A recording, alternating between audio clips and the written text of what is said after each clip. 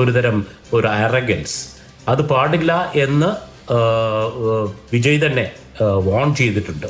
നമ്മൾ വന്നു കഴിഞ്ഞു, ഒരു ആട്ടമാടലാമാണ് നനയ്ക്കക്കൂടാതെ. അതായിരുന്നു അദ്ദേഹത്തിൻ്റെ എനിക്ക് ഏറ്റവും ഇഷ്ടപ്പെട്ട ഒരു സ്റ്റേറ്റ്മെൻറ്റ്. എല്ലാ നോൺ ട്രഡീഷണൽ കൺവെൻഷണൽ കൺസെപ്റ്റ്സിനെയും ബ്രേക്ക് ചെയ്തിട്ടുള്ള ഒരാളാണ് അദ്ദേഹം. പക്ഷെ അതുകൊണ്ട് തന്നെ എക്സ്പെക്റ്റേഷൻസ് വളരെ ഹൈ ആണ്. അത് മീറ്റ് ചെയ്യാൻ കഴിയുമോ എന്നുള്ളതാണ് നമ്മൾ നോക്കേണ്ടത്. ആദ്യത്തെ 6 മാസം വിജയ്ക്ക് വളരെ വളരെ പ്രധാനമായിരിക്കും. ശ്രീ ജയശങ്കർ, തമിഴകത്തിൻ്റെ രാഷ്ട്രീയം പരിശോധിച്ചാൽ ഈ ദ്രാവിഡ രാഷ്ട്രീയത്തിൻ്റെ, ദ്രവീഡിയൻ സ്വത്വത്തിൻ്റെ മേന്മ പറഞ്ഞ്, അല്ലെങ്കിൽ അതിൻ്റെ പാരമ്പര്യത്തിൽ നിന്ന് വന്നവരാണ്. ഇപ്പോൾ സിനിമയിൽ നിന്ന് വന്നവരായാൽ പോലും അവർക്കൊക്കെ അതിൻ്റെ ഒരു പശ്ചാത്തലമുണ്ടായിരുന്നു.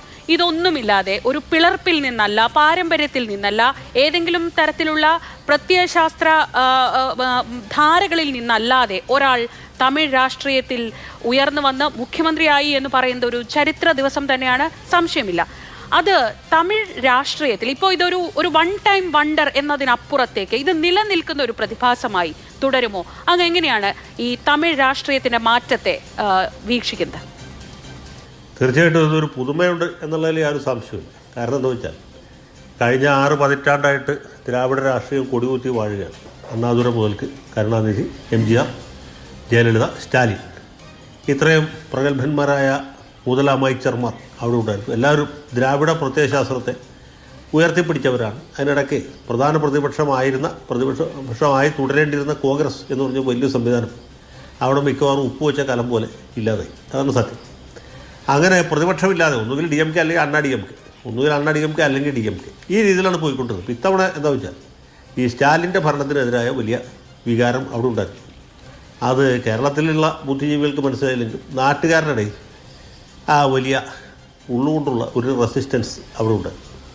ആ ഒരു പോരായ്മ മുതലെടുക്കുന്ന സാധാരണഗതിയിൽ അണ്ണാ DMK ആണ്. പക്ഷേ ആ പാർട്ടി ജയലളിതയുടെ മരണത്തിന് ശേഷം പഴയ പോലെ ശക്തമല്ല. അതിലുപരി ഈ വിജയ് എന്ന് പറഞ്ഞ സിനിമാ നടൻ്റെ നേതൃത്വത്തിൽ പുതിയ പാർട്ടി വന്നപ്പോൾ ആളുകൾ അതിന് ഒരു അവസരം കൊടുക്കാം എന്ന് ചിന്തിച്ചു. കാരണം അദ്ദേഹത്തിൻ്റെ സ്റ്റാർഡം അത്ര വലുതാണ്.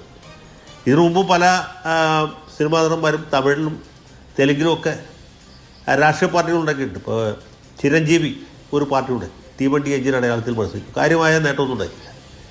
അതുപോലെ വിജയകാന്ത് DMDK അല്ല അതെ ദ്രാവിഡ മുർപോക്ക് കഴകം, അതും വലിയ വിജയമൊന്നും നേടിയില്ല. ഏതാനും ചില സീറ്റുകൾക്ക് അപ്പുറത്ത് അവർക്ക് വലിയ ഇളക്കമൊന്നും ഉണ്ടാക്കാൻ പറ്റില്ല. പിന്നെ രജനീകാന്തും കമലഹാസനും ഒക്കെ പാർട്ടി ഉണ്ടാക്കാൻ ആലോചിക്കൂ, പാർട്ടി ഫ്ലോട്ട് ചെയ്യുകയൊക്കെ ചെയ്തു, ഒന്നും ഫലവത്തായില്ല. അപ്പോൾ ഒരു സിനിമാ നടന് സ്വന്തം നിലയ്ക്ക് ഒരു പാർട്ടി ഉണ്ടാക്കി വിജയിപ്പിക്കാം. NT രാമറാവുവിന് ശേഷം ഇത് ആദ്യമായിട്ടാണ് ഒരാൾക്ക് അത് സാധിക്കുന്നത്. പിന്നെ രാമറാവുവിന് അന്ന് അത്രയും അനുകൂല സാഹചര്യങ്ങളുണ്ടായിരുന്നു. അദ്ദേഹത്തിന് അങ്ങനെ ദൈവികമായ സിനിമാ നടനേക്കാൾ ഉപരിയായിട്ട് ദൈവതുല്യമായ ഒരു പ്രതിച്ഛായ ഉണ്ടായിരുന്നുകൊണ്ടാണ് വിജയിച്ചത്. വിജയുടെ കാര്യത്തിലുള്ള പ്രശ്നം എന്ന് വെച്ചാൽ ഇവിടെ പലരും പറഞ്ഞ പോലെ അദ്ദേഹത്തിന് ഭരണപരിചയമില്ല. അദ്ദേഹം ഒരു രാഷ്ട്രീയക്കാരനല്ല, അതാണ് ഏറ്റവും വലിയ കുഴപ്പം. സിനിമാ നടന്മാർക്ക് എത്ര മേന്മകളുണ്ടെങ്കിലും രാഷ്ട്രീയക്കാർക്കുള്ള ഒരു മേന്മ എന്ന് പറയുന്നത് മെയ്വഴക്കമാണ്. ഇപ്പോൾ ഭൂരിപക്ഷമില്ലാത്തൊരു സർക്കാരിനെ, അല്ലെങ്കിൽ വളരെ നാമമാത്രമായ ഭൂരിപക്ഷമുള്ള സർക്കാരിനെ ഉമ്മൻചാണ്ടി എങ്ങനെയാണ് നയിച്ചതെന്ന് നമുക്കറിയാൻ പറ്റില്ല. അത് ഉമ്മൻചാണ്ടിക്കാരുള്ള ഒരുപാട് കൊല്ലത്തെ രാഷ്ട്രീയത്തിലെ പരിചയമുണ്ടായിരുന്നു, നിയമസഭാ പരിചയമുണ്ടായിരുന്നു, ഭരണപരിചയമുണ്ടായിരുന്നു. അതുകൊണ്ട് രണ്ടാളുടെ ഭൂരിപക്ഷത്തിൽ അദ്ദേഹം എത്ര കൊല്ലം ഈ സർക്കാരിനെ തള്ളിക്കൊണ്ടുപോയി. അതുപോലെ ചെയ്യാൻ ഇവിടെ അതുപോലും പറ്റുകയില്ല. കാരണം ഇദ്ദേഹത്തിൻ്റെ മൈനോറിറ്റി ഗവൺമെൻറ്റാണ്. കോൺഗ്രസ് മാത്രമേ അദ്ദേഹത്തിന് ശരിക്കും പിന്തുണ കൊടുത്തുള്ളൂ. മറ്റേ 3 പാർട്ടികൾ CPI, CPM, VCK, മുസ്ലിം ലീഗ്, ഈ പാർട്ടികളൊക്കെ ഇപ്പോഴും DMKയുടെ മുന്നണിയിലാണ്. അവിടെ നിന്നുകൊണ്ടാണ് ഇവിടെ പിന്തുണ കൊടുക്കുന്നത്. അപ്പോൾ ഇതിൻ്റെ തമാശ എന്ന് വെച്ചാൽ ഈ സർക്കാർ നന്നായിട്ട് പെർഫോം ചെയ്യുകയാണെങ്കിലും അല്ല മോശമായിട്ട് പെർഫോം ചെയ്യണമെങ്കിലും കുറച്ച് നാളത്തേക്ക്, ഒരു 6 മാസത്തേക്കോ 1 കൊല്ലത്തേക്കോ ഭരിക്കാൻ അനുവദിക്കുക എന്നുള്ളതാണ് സ്റ്റാലിൻ്റെ തന്ത്രം. രാഷ്ട്രീയ സ്ഥിതികൾ സ്റ്റാലിന് അനുകൂലമായിട്ട് തിരിയുന്ന ആ ദിവസം ഈ ചെറുകിട പാർട്ടികൾ പിന്തുണ പിൻവലിക്കുകയും വിജയുടെ മന്ത്രിസഭ പോവുകയും ചെയ്യും. ഉടനെ തന്നെ ഒരു തെരഞ്ഞെടുപ്പ് വരികയും സ്റ്റാലിൻ കൂടുതൽ ശക്തനായി അധികാരത്തിൽ തിരിച്ചു വരികയും ചെയ്യും. അതിനാണ് ഞാൻ നോക്കിയിട്ട് സാധ്യത കാണുന്നത്. വിജയുടെ പ്രശ്നം ഭരണപരിചയമില്ല, രാഷ്ട്രീയത്തിൽ പരിചയമില്ല, അദ്ദേഹത്തിൻ്റെ പാർട്ടി എന്ന് പറയുന്നത് ശരിക്കും ഒരു പാർട്ടി ആയിട്ടില്ല. ഇപ്പോൾ DMK എന്ന് പറഞ്ഞാൽ എത്രയോ പതിറ്റാണ്ടുകളായിട്ട് അവിടെ പ്രവർത്തിക്കുന്ന പാർട്ടിയാണ്. ആദ്യം ജസ്റ്റിസ് പാർട്ടിയായിരുന്നു, പിന്നെ ദ്രാവിഡ ഘടകമായി, പിന്നെ ദ്രാവിഡ മുന്നേറ്റ ഘടകമായി. ഇത്രയൊക്കെ കഴിഞ്ഞിട്ടും പിന്നെ അത് വളരെ സുസംഘടിതമായിട്ടുള്ള പാർട്ടിയാണ്. ഒരു ചെറിയ പരാജയം കൊണ്ടൊന്നും DMK തമിഴ് രാഷ്ട്രീയത്തിൽ നിന്ന് ഇല്ലാതാവില്ല. ഞാൻ സ്റ്റാലിൻ്റെ ഒരു ആരാധകനൊന്നുമല്ല, കരുണാനിധിനെ സ്റ്റാലിൻ്റെ നിതാന്ത വിമർശകനാണ്. പക്ഷേ ഈ കാര്യം പറയാതിരിക്കാൻ നിർത്തില്ല, ഒരു കേഡർ പാർട്ടിയാണ്. ഇപ്പോൾ MGR 1977 അധികാരം പിടിച്ചതിന് ശേഷം 89 വരെ അവർക്ക് നില കിട്ടിയിട്ടില്ല. കരുണാനിധി ഒരാൾ മാത്രമായിട്ടൊക്കെ പ്രതിപക്ഷത്തിരുന്നുണ്ട്. പക്ഷേ എന്നിട്ടും ഒരു പാർട്ടി ഇല്ലടായില്ല. കാരണം അതിൻ്റെ സംഘടനാ സംവിധാനം അത്ര ശക്തമാണ്, കേഡർ പാർട്ടിയാണ്. ജയലളിതയുടെ സുവർണ്ണകാലത്തും കരുണാനിധിയുടെ കാര്യം വലിയ കഷ്ടമായിരുന്നു.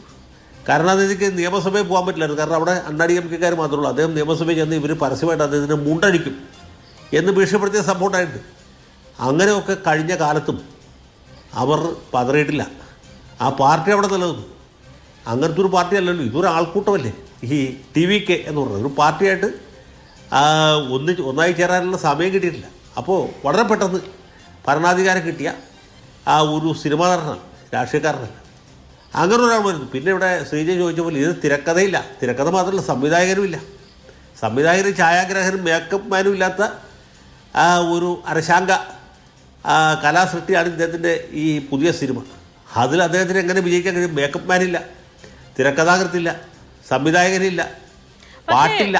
പക്ഷേ അഡ്വക്കേറ്റ് ജയശങ്കർ ഒന്ന് ആലോചിച്ച് നോക്കൂ. കഴിഞ്ഞ 10 വർഷമായി, 2 വർഷമേ ആയുള്ളൂ ഈ പാർട്ടി രൂപീകരിച്ചിട്ട്, സമ്മതിക്കുന്നു. പക്ഷേ എങ്ങനെയാണ് വിജയ് ഈ ഒരു സിസ്റ്റം ഉണ്ടാക്കിക്കൊണ്ടുവന്നത്? വിജയ് മക്കൾ ഇയക്കമായിരുന്നു, അതിൽ നിന്ന് പതിയെ പതിയെ ഒരു രാഷ്ട്രീയ പാർട്ടിയായി രൂപാന്തരം പ്രാപിക്കുന്നു. ഈ വിജയുടെ കൂടെയുള്ള ആരോ പറഞ്ഞത് ഓർമ്മയുണ്ട്, ഒരു ബൈറ്റ് കേട്ട വിജയുടെ സോഷ്യൽ മീഡിയ കോർഡിനേറ്ററായ ഒരു മലയാളി ഉണ്ട്, അശ്വിൻ്റെ ഒരു ബൈറ്റ് കേട്ടതാണ്. അശ്വിൻ പറയുന്നത്, ഞങ്ങൾ തെരഞ്ഞെടുപ്പിന് മുൻപ് തന്നെ എല്ലാ വീട്ടിലും എത്തിയിരുന്നു. തെരഞ്ഞെടുപ്പിന് വേണ്ടി അല്ല, ഞങ്ങൾ വോട്ട് ചോദിക്കാനല്ല തമിഴ്നാട്ടിലെ വീട്ടുകളിലേക്ക് ഞങ്ങൾ എത്തിയത്. അപ്പോൾ ഒരു സിസ്റ്റം ഉണ്ടാക്കി എടുത്തിട്ടുണ്ട് വിജയ്, അതിൽ സംശയമില്ല. അല്ലെങ്കിൽ അങ്ങനെ ഒരു ആൾക്കൂട്ടം മാത്രമായി ഇത്രയേറെ വലിയൊരു ഭൂരിപക്ഷത്തിൽ ഒരാളെ ജയിപ്പിക്കുമോ? ഒരു വിശ്വാസം എന്ന് പറയുന്നത് അവർക്ക് ഇക്കാലം കൊണ്ട് ഉണ്ടായി വന്നിട്ടുണ്ടാവില്ലേ? അല്ല, അതിപ്പോൾ അരവിന്ദ് കെജ്രിവാൾ എങ്ങനെയാണ് ആം ആദ്മി പാർട്ടി ഉണ്ടാക്കിയത് എന്ന് ആലോചിച്ചാൽ വളരെ വ്യക്തമല്ലേ. ആം ആദ്മി പാർട്ടി ഇതുപോലെ ഇന്ത്യ അഗൻസ്റ്റ് കറപ്ഷൻ എന്നൊരു മൂവ്മെൻറ്റായിട്ട് തുടങ്ങിയതാണ്. കുറച്ച് കഴിഞ്ഞപ്പോൾ അതിലെ ബാക്കി നേതാക്കന്മാരൊക്കെ പിരിഞ്ഞു പോയി. അരവിന്ദ് കെജ്രിവാൾ ഒരു രാഷ്ട്രീയ പാർട്ടിയായിട്ട് കൺവെർട്ട് ചെയ്തു. അപ്പോൾ ഈ അണ്ണാ ഹസാരെ അടക്കമുള്ള ആളുകൾ അതിനെ തള്ളിപ്പറയും. പക്ഷേ ആ പ്രത്യേക സാഹചര്യത്തിൽ ഡൽഹി പോലെ ഒരു അർബൻ ബാക്ക്ഗ്രൗണ്ടിൽ പ്രത്യേക സാമൂഹ്യ സാമ്പത്തിക രാഷ്ട്രീയ ചുറ്റുപാടുകളിൽ ആ പാർട്ടി ആളുകളുടെ ഇമാജിനേഷൻ പിടിച്ചു. ഇവിടെ സംഭവിച്ചിട്ടുള്ളതാണ്. ഇപ്പോൾ സ്റ്റാലിൻ്റെ ഭരണത്തോട് എതിർപ്പുള്ള കുറേ ആളുകൾ അവിടെ ഉണ്ട്. അവരുടെ ഇമാജിനേഷൻ പിടിച്ചെടുത്തത് അണ്ണാടിഎംകെ അല്ല, എടപ്പാടി പളനിസ്വാമിക്ക് അല്ലെങ്കിൽ പന്നീർസെൽവത്തിനൊക്കെ അവിടെ പെർഫോം ചെയ്യുന്നതിന് ഒരുപാട് പരിമിതികളുണ്ട്. ആ ജയലളിതയെ പോലത്തെ ഒരു സ്റ്റാർ ഇല്ലാത്തതുകൊണ്ട്.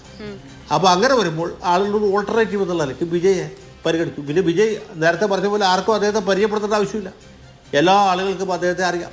അദ്ദേഹത്തിൻ്റെ സിനിമയിലെ ഡയലോഗുകളൊക്കെ അവർ കേട്ടിട്ടുണ്ട്. ഈ സിനിമയിലെ ഡയലോഗ് പുള്ളി രാഷ്ട്രീയത്തിലെടുത്ത് വീശിയാൽ കുറച്ച് കാലത്തേക്കൊക്കെ ആൾക്കാരത് അംഗീകരിക്കും.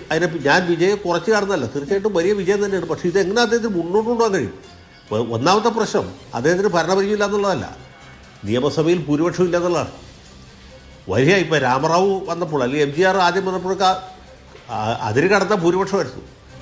ജയലളിത കൂടെ വലിയ ഭൂരിപക്ഷം.